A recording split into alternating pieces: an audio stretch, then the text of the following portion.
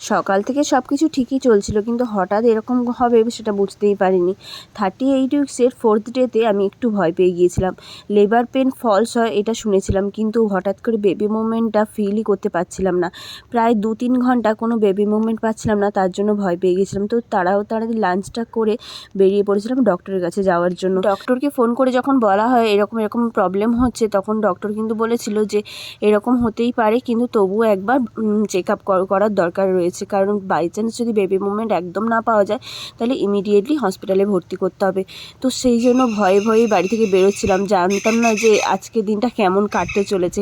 তো যাই হোক, ফাইনালি দিনটা ভালোই কেটে গেছে, কারণ বেবি মুভমেন্টসটা তারপর থেকে আবার পাওয়া গেল।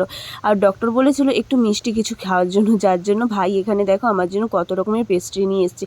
আর পেস্ট্রি খেতে আমি এমনিতেই ভীষণ ভালোবাসি। আর ওই দিন পেস্ট্রি খাওয়ার পর থেকে সত্যি কথা বলতে বেবি মুভমেন্টসটা আমি আবার ফিল করতে পারছিলাম। মানে আগে যেমন বেশি বুঝতে পারতাম, অতটা না হলেও মোটামুটি ফিল করতে পারছিলাম, কারণ ডক্টর বলেছিল যে আগের থেকে একটু কম ফিল হবে, কারণ যত টাইম এগিয়ে আসবে তত বেবি মুভমেন্টটা একটু কম হবে। আর এর আগের একটা ভিডিওতে আমাকে একজন জিজ্ঞেস করেছিল যে দিদি তুমি কবে থেকে বেবি মুভমেন্টটা ফিল করতে পারছো। তো আমি সেইভাবে 5 মাসের বেলা মোটামুটি মানে খুব হালকাই বেবি মুভমেন্টটা ফিল করেছি, কিন্তু 6 মাসের একদম প্রথম থেকে খুব ভালোভাবে বেবি মুভমেন্টটা ফিল করতে পারতাম। আর অনেকেই বলে যে 4 মাস 5 মাসে নাকি খুব ভালোভাবে ফিল হয়, কিন্তু আমার ক্ষেত্রে সেটা হয়নি।